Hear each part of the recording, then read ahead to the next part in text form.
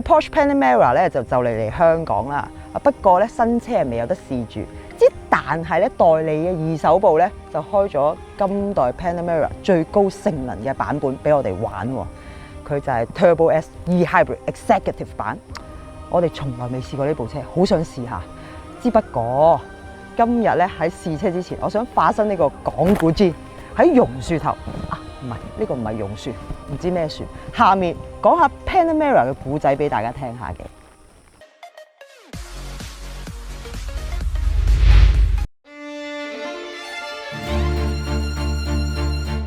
喂，我講古啊，有冇人想聽古仔啊？陳生你想聽古仔咧？係，不過你唔准出聲噶喎。點解啊？因為你冇咪咯。聽古冇得駁古噶嘛，梗係聽我講啦。不過橫掂你誒企喺度冇嘢做，我講古嗰陣時候，你做下默劇俾大家睇下，娛下賓啦，好嘛？乖啦，好開心，佢終於唔使講嘢。咁咧，眾所周知咧 ，Panamera 都係一部4門嘅波子啦。咁啊，其實咧，早喺1968年咧，一部非官方嘅4門波子咧已經出現咗。咁啊，當時咧有個德州保時捷經銷商人，佢叫阿 William， 佢係愛妻號嚟嘅。佢一路咧都好想整一部4門嘅911送俾老婆做聖誕禮物。聖誕禮物啊，做咗噶啦 ，OK。咁咧，不過咧佢呢個要求咧一直咧都得唔到應承。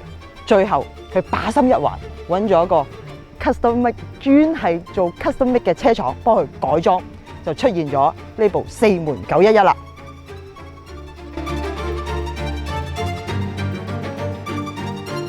咁講到官方第一部4門波子咧，其實喺80年代已經出現嘅。咁啊，當時咧呢個主意咧就係嚟自 Ferry Porsche 嘅。咁啊，佢好想咧整一部又快又可以載到屋企人嘅旅行車。於是咧佢就揀咗928為基礎做開發嘅藍本，因為咧928咧係前置引擎嘅佈局嚟嘅，咁啊可以咧個車尾咧騰出一個大空間俾我哋擺嘢啊嘛。咁啊可惜咧928車身比較矮啊，咁啊上落後排咧就比較辛苦啊。咁所以咧最後咧幾經絞盡腦汁咧就設計咗一個佢哋叫對開式嘅自殺式車門啊。咁啊諗得咁辛苦咧，最後咧呢部928咧都係冇量產到嘅，真係好可惜。Nothing even comes close. 唉，講到好攰啊，要坐低繼續講啊！喂，做默劇嗰個翻嚟呢度係繼續娛賓啊！咁啊，講到第2部4門保時捷嘅 prototype 咧，其實喺80年代後期咧已經出現。咁啊，當時保時捷咧就比較拮據啦，咁啊，所以為咗爭奪賓士、寶馬4門仿跑嘅市場咧，於是咧喺88年啦開發一個項目，就係針對4門房車呢個目標嘅。咁啊，當時負責嘅工程師叫阿 Bis 啦，咁啊呢個 project 咧就名為989。咁啊，不過咧喺開發初期咧就已經發現咧，原來開發一部4門仿跑嘅成本咧都幾高下㗎。咁啊，當年嚟講咧需要8萬蚊美金啊。咁啊，以咁拮據嘅保時捷嚟講咧，又好似未必攞到咁多錢出嚟。而同時佢又都預計到1年未必賣到15000部嘅時候，於是呢個計劃又再次胎死腹中，喺91年停止咗啦。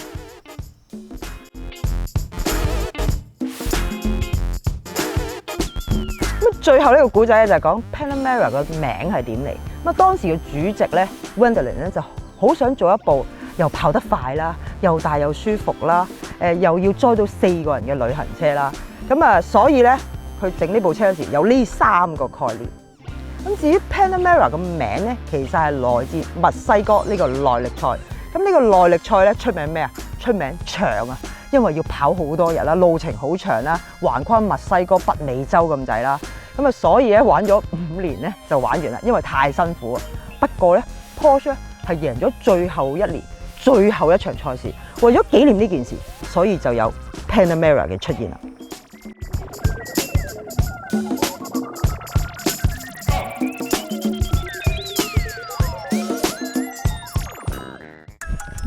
哇！我講到口水乾，交個咪俾你。我有咪啦，我哋公司點會得1個咪啊？嗱，剛才咧呢位咁嘅榕樹婆咧就講完啲野事啦，而家到我開口講正事啦。你冇你嘅事，走啊 out。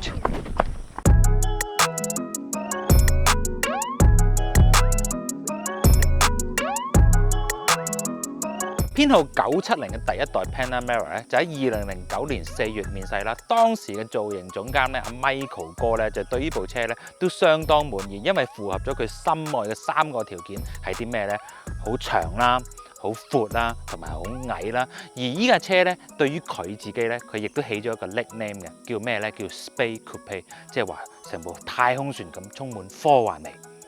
講到設計方面咧 ，Michael 咧曾經喺年輕嘅時代咧就去過呢個法國參加咗一個咧關於建築嘅 tour 啦。咁當時咧佢聽到一句説話咧係非常之入心嘅，係講咩咧？就係話有個設計師同佢講：你留意下我哋法國嘅建築其實好多嘢咧都帶入埃菲爾鐵塔嘅元素嘅。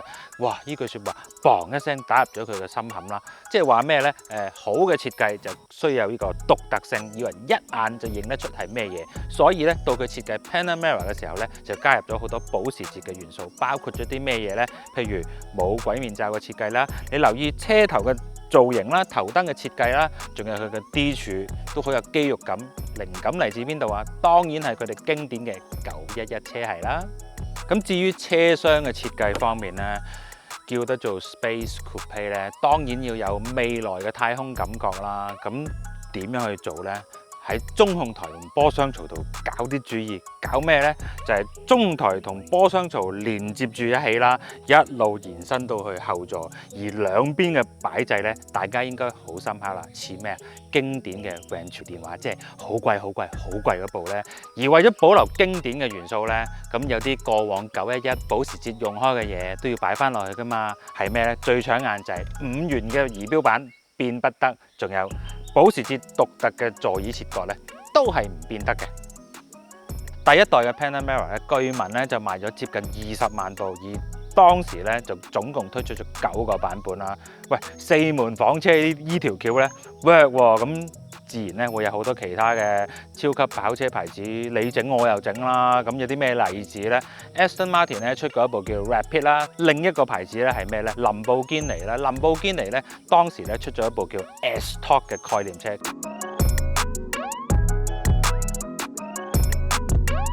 第一代 Panamera 嘅歷史咧，我就介紹完畢啦，交翻俾榕樹婆。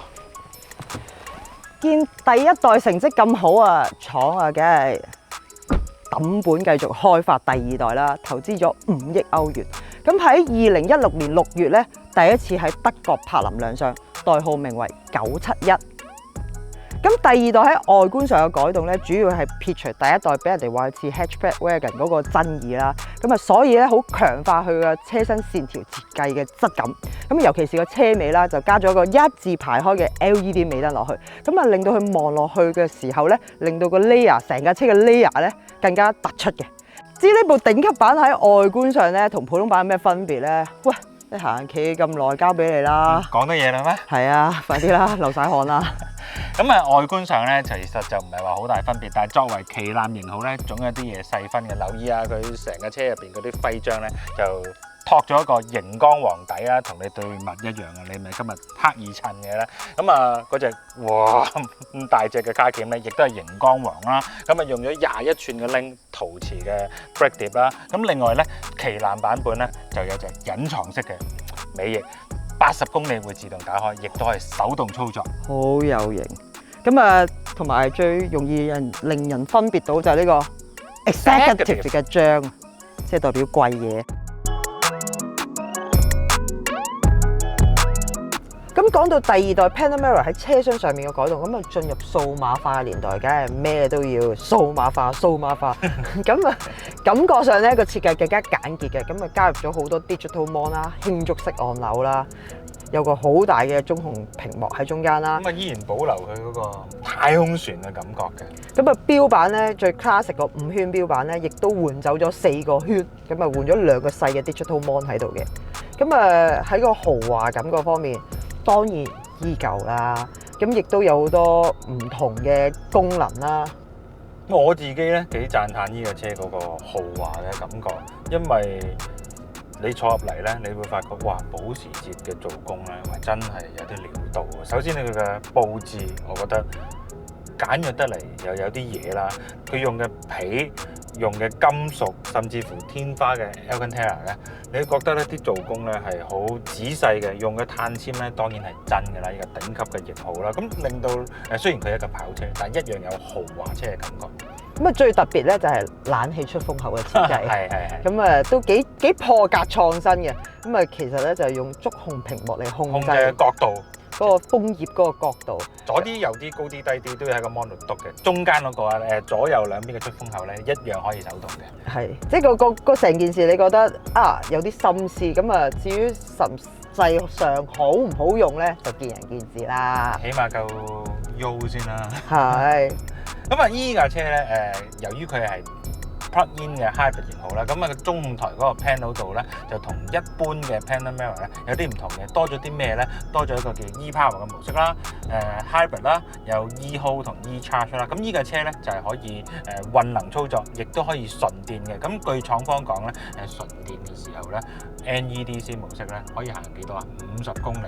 咁啊，你唔好盡信啦，40公里冇問題嘅。咁啊住市區嘅話，一般翻工代步來回都冇乜問題啊。純電嘅話又有得充電嘅喎。但係你幾難忍啊？呢架車680蚊，真係難頂。咁但係咧，呢架車純電咧，極速咧超過100公里喎都。夠晒香港用啦。夠晒。咁呢部豪華仿跑車嚟㗎嘛，咁梗係要坐個後座俾大家睇下㗎。咁啊第二代依然保留住呢個好勁嘅中控台啊。波棍槽延伸到去後座啊。係啊，咁啊亦都換咗一啲數碼標板落去啦。咁啊，淨係冷氣出風嗰個操控啊，都複雜到不得之了啊！有3個設定啦，又有咩 focus 啦，又有 defrost 啦，哇！有排淨係玩冷氣都有排玩啊！咁啊，至於空間方面啦，咁我剛才已經交代咗啦，呢架車係長軸距嘅版本咧，咁咧就比起短軸距多咗15cm，腳位咧係非常之嘅充裕嘅。咁加上呢張凳咧，個椅背個角度可以調校啦，個腳大髀墊呢個位咧，亦都可以伸出伸入啦。咁啊，配備嗰度咧，哇多咯，Bose 嘅喇叭啦，哇化妝鏡啦，又有簾啦，好多簾啦，車尾又有簾啦，車側又有簾啦，我好鬼中意個車尾簾，收得好快嘅，好啱開得好快，好啱女士啦。跑車特別係啦，咁啊可以冇嘅就係手枕啦。仲有咧，仲有啲咩咧？仲有後座專用嘅天窗啦，可以獨立調校嘅。咁最搞笑咧，我哋發覺咧呢度咧冇杯架喎，個杯架喺邊咧？喺呢度啦。好得意嘅呢個杯架，仲有蓋嘅。呢啲咪豪華車咯。喂，唔好講咁多，試車啦好嘛？好，你先。講咗咁耐好辛苦啊，係時候要揸車啊！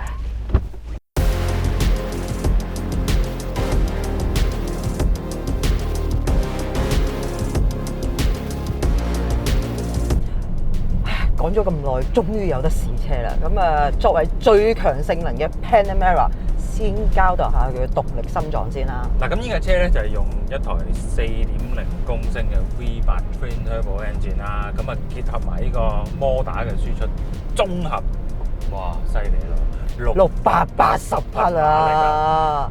扭力仲勁，850 Nm，0至100呢部 Executive 版咧，快到3.5秒。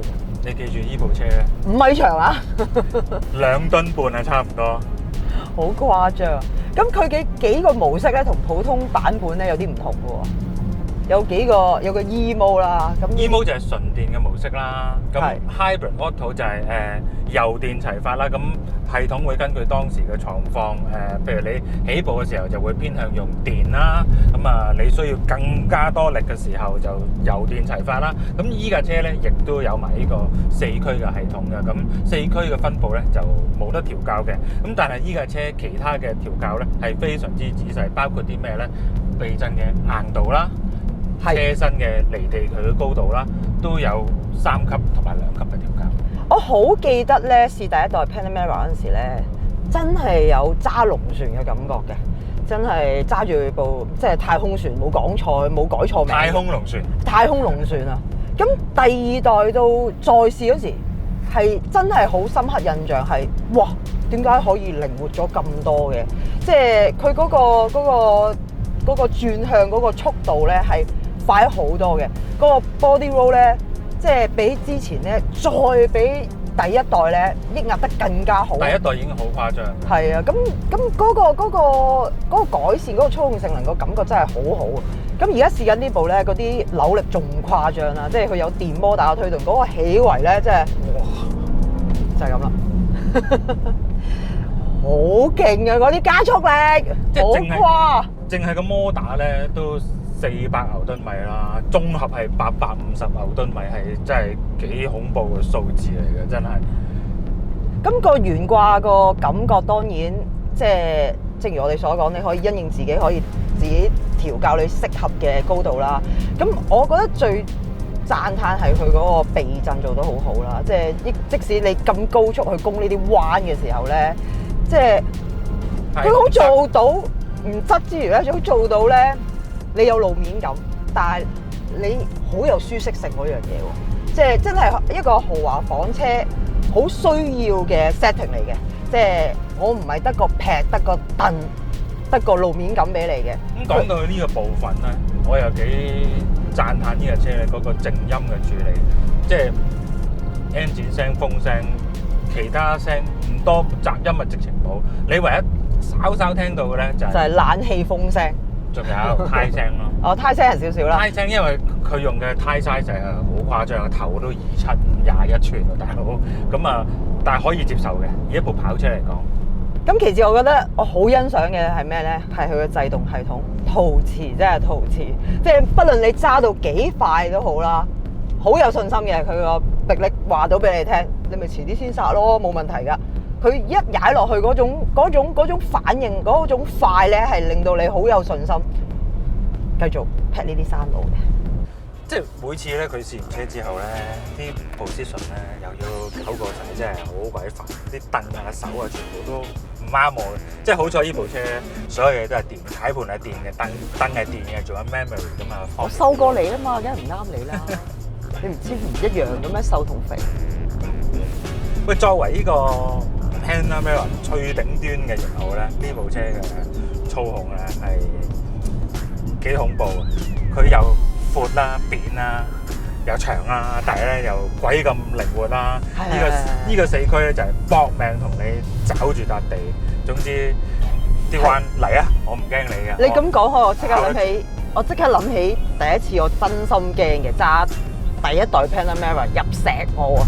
佢嗰個車頭闊到嘅程度係個感覺係足以啱啱就係條路咁闊。但係好得意嘅喎，我都有揸過第一代 Panamera 啊！你覺得呢架車咧闊嘅，但係第二代咧其實佢仲大部嘅喎。係啊。第一個原因咧，相信係車架嘅關係，轉用呢個新嘅車架啦，同呢個賓利 Fighting Spirit 啊、Continental GT 共用嘅啦。咁再加上呢架車有4驅啦，咁好闊嘅胎，好好嘅懸掛，釘到條路面咧好行嘅。咁佢大部分嘅時間咧都會偏向後碌嘅呢架車。咁我想講下呢架車咧嗰個速度感啦，呢架車嘅速度感咧0至100幾多？3.5秒啊嘛。係呢部 Executive 版係。咁佢個頭段咧有電嘅幫手咧，係的而且確咧係有電動車嗰種一踩就彈出去嗰個感覺。咁好恐怖㗎啦個加速，但係呢架車額外多咗一樣咩嘢咧？就係 engine 發力嗰陣時嗰種後段嘅爆發力。咁呢種後段嘅爆發力咧，純電車係冇嘅。V8，係呢部車係。頭先講到咧，我咪話第一次揸第一代 Panamera 嗰時，個車身個感覺好闊嘅。不過第二代你話車身細咗啦，咁啊加上佢有啲鏡頭啦，即係相信我諗女士們要操控呢部嘢咧，就更加容易咗，因為佢嗰個360鏡頭真係好犀利，咩角度都有齊。即係如果佢即係你要拍一部5米長嘅車入啲位入邊咧，對於好多女士嚟講有心理壓力，唔使驚，有360拍車鏡頭幫你。最後我想講我點樣睇呢啲車啦。咁佢係一部跑車，佢係一部房車。咁你用一個房車嘅心態，你會覺得嚇點解我唔好地買部跑車咧？但係佢真係俾到你好恐怖嘅承諾。你用跑車嘅心態去諗。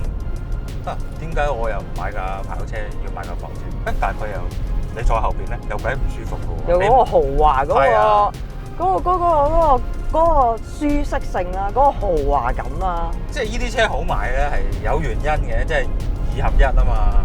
係加埋睇下呢部，仲要重裝嘅呢部重裝，有埋冷氣過濾系統啊，係又有靚音響啊，都有。乜都有嘅時候，即係有時想唞下坐後面又得，有時想癲下自己坐前面做司機又得。點解我話我中意油電咧？咁啊要講清楚啦，因為依家係 plug-in 嘅 hybrid 啦，即係你可以插蘇充電之外咧，你可以用架車嚟充電，而且咧，喂都充得幾快嘅喎都。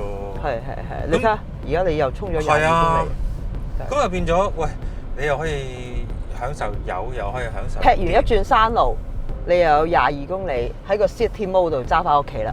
係啊。最後我想問下你啦，問咩咧？你會揀有電定冇電嘅 Panamera 咧？我而家係用緊純電模式喎，好快喎。其實個分別唔大嘅。好快。咁當然呢個係講緊頭段啦，即係你講如果你想個轉數再誇張啲嘅時候，咁當然有 engine 幫助係爭好遠啦。但係頭段，但我而家問你，你答我。但係用純電模式嗰時咧，個頭輕咗好多，因為我而家睇緊嘅顯示咧，佢大部分時間係全後轆喎，變咗個頭咧入得仲快，有另一種揸法喎。咁我而家問你問我咩？要電定冇電啊？要電定冇電啊？係啊，即係要 Turbo S 定 Turbo SE Hybrid。我中意依個版本咯，係嘛？因為真係保證段有喎。同埋嗰個多容性咯，即係你平日代步真係可以慳油喎。根據廠方數據，每8公里9 lit。係啊，9 lit 啫喎，比起 Turbo S 爭好遠喎。我而家用緊純電，直情唔使用油添。係啊，咁所以即係嗰個多容性係緊要嘅。買翻部，你知唔知呢部車幾多錢啊？我唔知啊，應該肯定買唔起咯。二手價230幾萬。哇！要幾多人 subscribe 我哋先至夠？喂 ，subscribe 啊，100萬啊，都未必夠喎。咁佢幾時到我揸啊？又到我得未啊？又到你？係啊，快啲啦！